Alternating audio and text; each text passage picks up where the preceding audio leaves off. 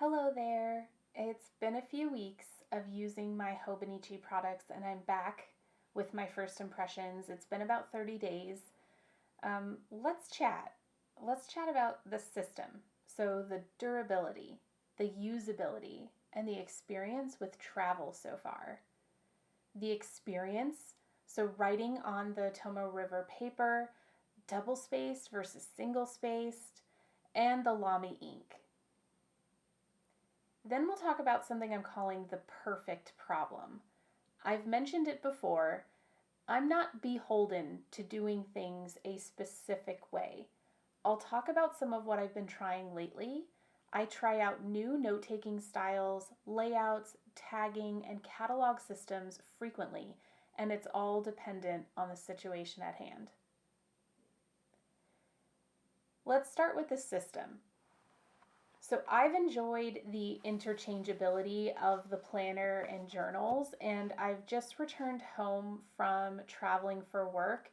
And on this trip, I only took my journals. So I took one journal for work and I took one journal for home.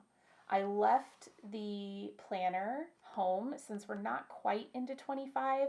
I couldn't justify carrying three pieces with me in my carry-on. I will say that the cover on cover durability is probably what's saving my journals, and the cover itself from any excessive wear from putting it into and out of my backpack. You can see here it's already getting quite a bit of use going in and out of my backpack, and this has pretty much been in my hands since I purchased it back in November. So I have been on the road with this to and from a work trip, in and out of my carry-on bag, in and out of my tote bag. So you can see it's already showing quite a bit of wear. If I didn't have the cover on cover, I think that the cover would show a lot of this wear already. So I think it's well worth the value to invest the $10 or whatever it is for the cover itself, the cover on cover, if you will, and then the cover. You can see on the back of one of my journals, the tape is already starting to peel. So the journals are holding up well. This one is newer, so I received this one most recently. This one I've had a couple days longer, maybe a week longer, and you can see from bringing it in and out of my cover and just from use, the tape is peeling a bit on the back. So I'm going to reinforce this just so that I can prolong the use of these journals well into 2025. So when January arrives, I'll have three pieces to carry with me, which honestly may take up too much space in my carry on. So if we're thinking about the system and what I'm carrying with me to travel, I have a work journal, I have the planner, and I have a personal journal. So if I'm carrying this is already quite a profile to slide in and out of a bag or a tote bag, and then to add one additional journal on top of that, just specifically for work notes and task tracking.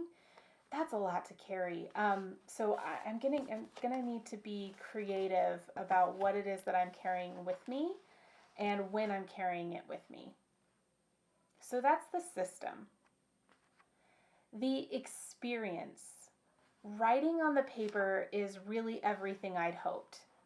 It's smooth, all of the handwriting pressure is appropriate, and I've not experienced bleed, especially with the Lamy ink, both in the cartridge that was original to the pen that was blue, and then also in the black. I've experimented with writing double spaced and single spaced. Visually and comfortably, I think I prefer the double space. It does take more space, but I prefer the double space in my journal and for work. And I've been writing single space or smaller or more thoughtfully experimenting with notes layouts. let's talk a little bit about the perfect problem. There are a few ways I've been experimenting with note taking layouts. I've been doing the Cornell method. I've been doing the mind dump or the brain dump, if you will, um, traditional bullet journaling methods, any sort of like additional cataloging. I've been really experimenting, and I think this is a good time and a good opportunity to do that, given the season that we're in, and given the time that it is, especially with using a new product like this. So I've noted this before when we're talking about the perfect problem. I'm not an only for the aesthetics user. I'm using these products thoughtfully, but regularly shifting my note taking style, my journaling, and cataloging to suit my needs in the moment. So, if I may offer some advice, let go of having it to be perfect, to look perfect when you flip through. There's nothing wrong with the beautiful layouts, the perfect alignment, straight lines, and margins.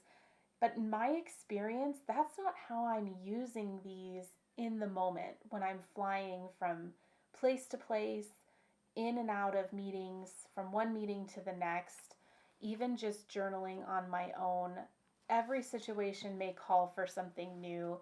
And so I really have to work hard at letting go of wanting it to be absolutely perfect, of being afraid to cross something out, to change my mind about my layout, to experiment with something new. So I see it as an opportunity to forgive myself from things being really super duper perfect. I'm okay with giving something a try in January and then changing it. Maybe I won't want to use this weekly space to track the miles I've walked, the weight that I am, any of my other task tracking. It's okay to not always have a desk or a table or something sturdy to write on. It may change my handwriting just because of how my journal is perched on my lap. Maybe I'm standing against the corner of a wobbly desk, stacked on top of products, and that may affect my penmanship or any of the other formatting styles that I have or have not beholden myself to. What I'm writing down is more important than how it looks, and as long as I can go back and find what I need, and the authoring of what I'm doing is helping me to remember things, that's what's most important. So today we spent some time talking through the system, how I'm faring so far, the experience of using these products, and what I'm calling the perfect problem. I know so many of you are trying these products for the first time with me this year. So thank you for spending some time with me. I'm still new here to YouTube, so please subscribe. And then answer in the comments, do you struggle with the perfect problem? Share your thoughts. Let me know how you're doing. Until next time.